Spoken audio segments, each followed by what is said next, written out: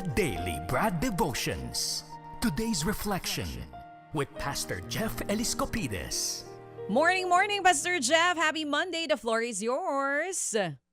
Yes, Cha. Happy Monday. Good morning, Ted. Good morning sa ating mga taga-subaybay. Well, good morning din. Kahapon may nakita ko sa isang mall. Well, nung Saturday, Ricky at Pam Suarez, thank you po sa pag-tune in. At si Chris at Che Niere, kaibigan naman ni Lara at ni John. Well, pag-usapan po natin ngayon, dahil Monday, kailangan natin ng resources, kailangan natin kumayod. Yan. Pero alam mo po yung feeling na may mga araw na talagang parang kulang lahat. Kulang sa budget, kulang yung kita, kulang yung sweldo, kulang sa oras, kulang sa lakas.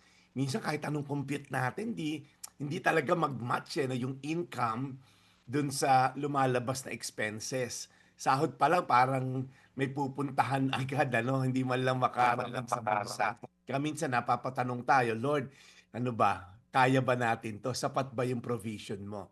Kaya sabi po sa Philippians 4:19, and my God will supply every need of yours according to His riches in glory in Christ Jesus. Ang ganda pong pangako na to, kung mapapansin nyo, hindi sinabi ng Bible na ibibigay ng Diyos ang lahat ng gusto natin. Sabi, He will meet all our needs. May malaking difference po kasi yung wants at needs.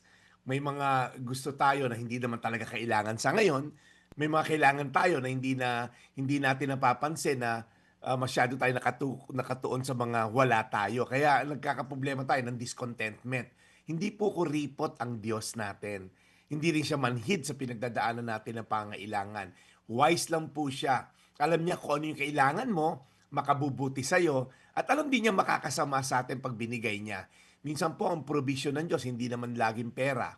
Minsan, wisdom para mag-budget. Minsan, opportunity para magtrabaho. Minsan, may tao na tutulong naman sa atin. Minsan, peace sa kalagitnaan ng pressure. Kaya po yung contentment na binibigay sa atin para hindi tayo masira ng too much comparison, lalo na pag panayang browse mo sa social media. Kaya gusto ko kayo encourage ngayon. Sabi ni Paul, my God. This is something personal.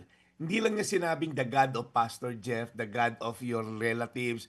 Sabi dito, my God will supply. Ang Diyos ko, sabi niya, no? So ang Diyos mo mismo, hindi maubusan. Tandaan niyo po, He will faithfully supply everything you need. Kapag kulang ang resources, hindi kulang ang Diyos. Kapag kapos yung hawak mo, hawak ka pa rin ng Diyos. So tanongin natin, anong area ba ng buhay ko ngayon pinagdududahan ko ang kakayanan at kapangyarihan ng Diyos? Are you asking God only for financial provision or also for wisdom, contentment, and faith? Ulitin natin, Philippians 4:19, and my God will supply every need of yours according to His riches in glory in Christ Jesus. Tayo manalangin, Panginoon. Monday na Monday ngayon. Kami, Lord, ay dumudulog sa iyo na i-provide niyo po ang mga pangailangan namin today. And then tomorrow, nandiyan ka na naman para mag-provide sa aming pangailangan for tomorrow.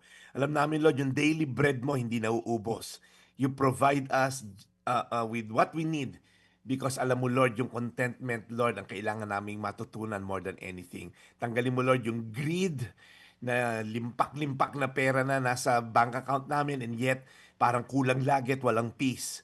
Kinukuha sa maling pamamaraan, illegal na pamamaraan, kaya Lord, hindi mo binebless. Pero Lord, mga taong lumalaban ng patas, ang mga TNVS driver na patuloy na kumakayod sa gitna ng hirap, mga teacher, mga simpleng manggagawa, tulungan niyo po sila na ma-meet, Lord God, yung contentment at joy in working. In Jesus' name, Amen. Amen. Panginoon, muli po salamat sa araw na ito. Salamat po sa biyaya ng aming aral po na pakinggan mula kay Brad Jeff. Lord, alagaan niyo po kaming lahat sa aming panibagong linggo ng pagmimisyon. In Jesus' name we pray. Amen. Thank you so much, Brad Jeff. Salamat sa inspirasyon. And we'll catch you again tomorrow. Anytime, Brad Ted. Birthday daw ni Danny Polomique. Yan, pinamabati na aking Happy tita. birthday! Yan. Alam nga naka-tune in to papunta sa opisina kaya nakakatuwa rin. Si ating kaibigan si Harold at Mrs. niya si Jamie. Thank you always for tuning in. At ang mga listeners natin from Green Hills, Ate Vanji at Kuya June, mga naka-tune in sa simbahan at sa Thank you. ating programa. Thank you. Yan. Brad Ted, paalam na ako. Ito po ang inyong Daily Brad. Lunis ngayon, alam na this. Lagi naglilingkod, your daily dose of And inspiration. thank you, serving the people indeed, Brad Jeff Eliscopides sa ating pong The Daily Brad. Mga kapatid, patuloy po kayong tumutok sa 105.9 True FM para sa totoong balita, impormasyon, music and entertainment. Mag-subscribe sa aming YouTube channel at podcast at sundan nyo kami sa Facebook, Instagram, X at TikTok sa True Network PH. Bisitahin din po ang aming official website, truefm.ph.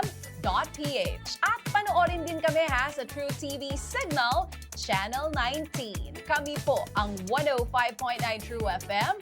Laging true sa'yo, kapatid.